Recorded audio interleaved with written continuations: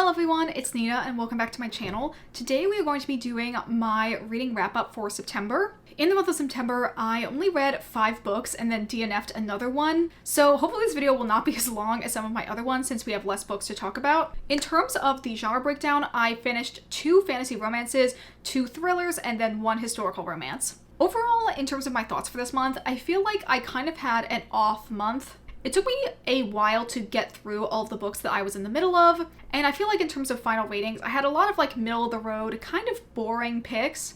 I did not have anything higher than a 4-star, although I do think the books I ended up choosing got a lot better as I got further into the month. And the book I'm actually in the middle of right now, I'm really enjoying, so I have pretty high hopes for October, and I'm fine to kind of like leave September in the past, be happy with everything I got read, but excited to move on to better things. So with that intro out of the way, let's get into the video. Let's start off by quickly talking about the one DNF I had, which was Curse of Saints by Kate Dramas. This is an adult fantasy romance that I think is the start of a trilogy, and the easiest description for this book is that it's kind of like adult Shadow and Bone. It follows our main character Aya, who is kind of like the Queen's spy master slash head assassin. And there's kind of like a Grisha parallel in terms of like everyone in this world has one specific type of magic that they can use, and they're not supposed to be able to like overlap and use a different type of magic. But after a life or death experience, Aya starts exhibiting the powers of other elementals' forces. And this leads the Queen and also her like high priestesses to see Aya as possibly the second coming of this type of saint. So she has to go to this other city to kind of connect with the religious order there, and she is joined by her kind of like workplace rival slash enemy, Will. They do not get along. It's very much enemies to lovers because Will believes when they were younger and first starting out in their training that Aya had intentionally staged an accident that almost killed Will. I was listening to the audiobook of this, which was pretty okay, and I got to page 130, which was around like 30% of the way through. And I just decided to DNF it because I was just getting a little bit bored. And I feel like the moment where I was interested in reading it just like kind of passed, and it was sort of like just like lingering on my story graph for too long. And I was like, you know what? I am not in the mood to read this. I'm just going to cut the cord now. At first I thought this might not be a permanent DNF, like I would go back to this series in the future, but I don't really know. I just feel like overall I'm not super engrossed in like the overall story. I think the world building was really interesting and I liked kind of like the political aspects, but I just didn't really care for the main romance between Aya and Will. There's actually a moment when it kind of is implied that the Queen and Will have some sort of like connection going on, or some like sort of shared mutual attraction that they're not acting on. And I feel like with that dynamic, I was like, ooh, I kind of like this. But I feel like when you find the side not relationship to have more chemistry than your actual leads together, that is a sign that something is wrong. So yeah, I just don't think I will be going back to this series. There's just a lot of other fantasy romance series out there that I would rather try instead, that I think I'll probably have better success with than forcing myself to read a trilogy I'm not super invested in. Another fantasy romance that I actually did finish this month was Rule of the Aurora King by Nisha J. Tooley. This is the sequel to Trial of the Sun Queen, which I read last month. That book I only gave it 3 stars, but I kind of gave that low rating with the expectation that possibly things would get better later on, since the first book was just a lot of like setup and I knew there was going to be kind of like a change in the male love interest. So I wasn't putting like that much stock in that book being indicative of the series overall. However, with the second book, I also gave it 3 stars. There definitely were points there where I was quite enjoying it and it could have been moved up to like a 3.5, but it was mostly just like the middle section that I really enjoyed. With the first like 80 pages, I was pretty bored. And then the way that the ending happened, I just was kind of left wanting a lot more. I do think the relationship of Lore and our new male love interest is a lot better than she had with the previous one. And I did enjoy a lot of the chapters that were from his POV. I also really like kind of like the integration of the 2 friend groups, with Lore's siblings coming in, and then our male lead with his sister and his best friend, and them all kind of like joining up and working together. But like I said, I was just kind of like a little bored and not super happy with the overall plot. I checked this book out primarily because my library had a copy of it, and I'm pretty sure I'm going to be selling my copy of the first book in the series. However, I'm not sure if I'm going to like DNF this series overall. I think I might just like wait my time, and eventually when my library gets the 3rd and 4th book in the series, I might end up checking them out if for some reason it's speaking to me sometime in the future. But it's definitely not very high priority for me to finish the series. Okay, the next fantasy romance that I read is actually an arc that I got, which is Sorcery and Small Magics by Maiga Ducey. Thank you so much to Orbit Books and NetGalley for providing me with an e-arc of this book for review purposes. This follows our two main characters, Leo Vander Lovage and Sebastian Grimm.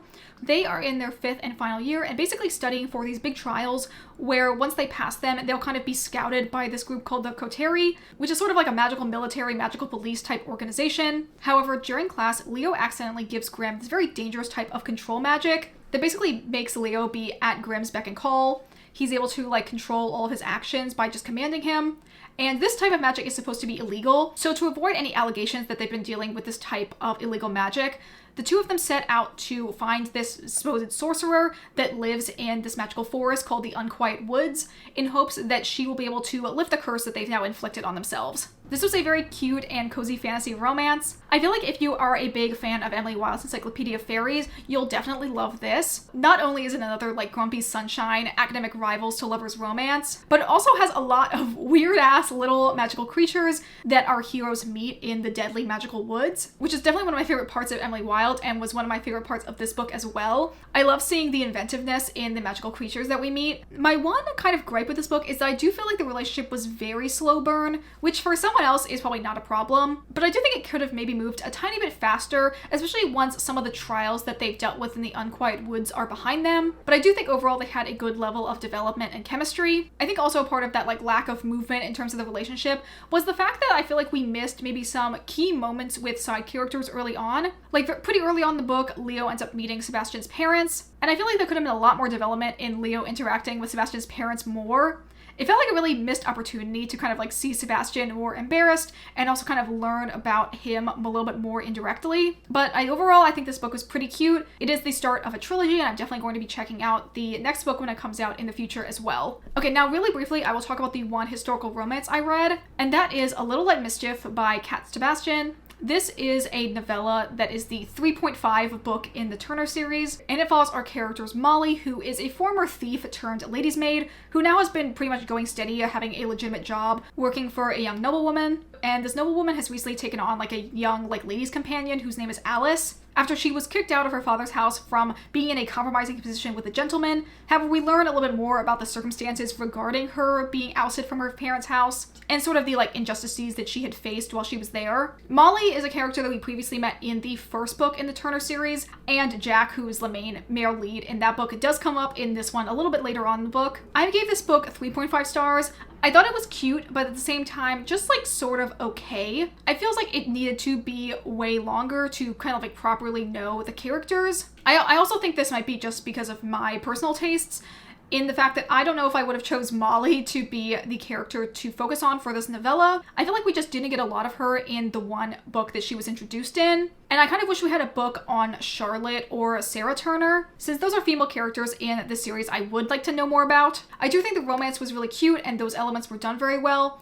Just in terms of like the overall plot, it kind of felt like we were missing scenes in sections that it kind of like would just jump to maybe the most essential parts, given that this is just a novella, where I probably would have wanted to see some of those scenes actually play out on page, and it could have really benefited from just being a full book instead of a novella. So those are my thoughts on this book. I think now I have completed all of the books in the Turner series, which just makes me a little sad because I honestly would love way more of these, but that just means I'll have to move on to a different Cat Sebastian series in the future. Okay, now let's talk about the two thrillers that I read this last month. The first one of those was His and Hers by Alice Feeney. This book is told in dual perspectives between this ex-married couple of Jack and Anna, who ended up separating after this pretty like traumatic event early on in their relationship. When a murder of a woman they both know happens in the small town that they're from, they end up reconnecting and kind of having to like work together to figure out who the murderer is. However, they both have secrets from their past that make them prime suspects in the investigation. I ended up giving this book 3 stars. Earlier on, I definitely thought this book could be a 3.5 stars, but just some of the ways that the final confrontation ended up playing out, as well as the reveals for like who the actual killer was, just didn't make a lot of sense to me. And I also feel like the premise and what you would expect from the setup of this book is not actually what the main focus of the book is actually about. I also feel like it made the structure of the dual POVs be kind of pointless and also like tensionless. So overall, I just felt like it was a little boring and definitely not as addictive or bonkers levels in terms of the twist that I kind of go into an Alice Feeney book expecting to have. So this ended up being my least favorite of her books that I've read. So now moving on to the last book I read this month, we have Red Dragon by Thomas Harris. This is a adult thriller / crime novel that follows our main character, FBI Special Investigator Will Graham, who is specifically called in to deal with really gruesome serial killers. He previously caught 2 other serial killers, one of them being the very infamous Hannibal Lecter, who was a cannibal. And they are trying to catch a serial that becomes known as the Red Dragon. And Will ends up consulting with Hannibal to kind of get his opinion on who he thinks the type of person the Red Dragon could be, in hopes of them eventually catching this person before he strikes again. I was very nervous going into this book because of what I know about Silence of the Lambs and how it's kind of aged like milk. But shockingly, I found this book to be really good. There were definitely some problematic elements, but it's not as egregious as I thought it would be. I first off really enjoyed all of the detail that there was in the investigation. Kind of each member of the forensics team will go up and give a little speech on how they did the processing for their type of evidence. I feel like with every step, it was conceived in a way that an actual real FBI investigation would go. And I think that realism, at least for someone like me who's not super familiar with this genre, was very refreshing to read. I also should mention I'm a huge fan of the Hannibal TV show. And it's a very different vibe from how flowery the writing on the Hannibal TV show is. But I think if you are a fan of the show, it is worth checking out. The one main warning I have to give and kind of caveat is how heavy these sections about Dee's backstory are. It's only vaguely hinted at that in the TV show adaptation. It's kind of the level of abuse that he went through. But in reading those chapters, I was like a husk. I was just so sick to my stomach with how disgusting and tragic it was. I feel like if you have any sort of mild trigger for child abuse, this is definitely not the book for you. I also thought now, because I am a big fan of the Hannibal TV show, I would write down a list of a couple direct quotes from the book that get incorporated into the show. If you're not particularly interested in this, you can just skip to the outro of this video now. The first one is Hannibal telling Will that he doesn't like his aftershave, and that probably came from something with a ship on the bottle, which is one of my favorite lines in the TV show. He directly calls the Red Dragon, "This is a very shy boy, Will." And in that same scene, he also says the "Have you ever seen blood in the moonlight" line, which is obviously very pivotal to the finale of the Hannibal TV show. Hobbs telling Will "see" when he is dying. The phone call that Molly and Will have where they mention their dog having big balls. Great Colleen Hoover reference there, guys. There's also a variation on the mongoose under the house line where instead Will gets compared to a king snake eating birds. The part when Reba touches Dee's face and he says, "Trust me, I'm smiling." Hannibal also calls Will a cunning boy. And also the entire line of "killing must feel good because God does it all the time." There was all the things I initially picked up on, but I've only seen Hannibal all the way through once, so there's probably some lines that I missed. Okay, with that all said and done, we are at the end of the video. Thank you guys, as always, so much for watching. I'd love to hear any of the books that you end up reading in September. If you have any recommendations, please let me know in the comments down below. If you guys enjoyed this video, consider liking, commenting, and subscribing if you aren't already.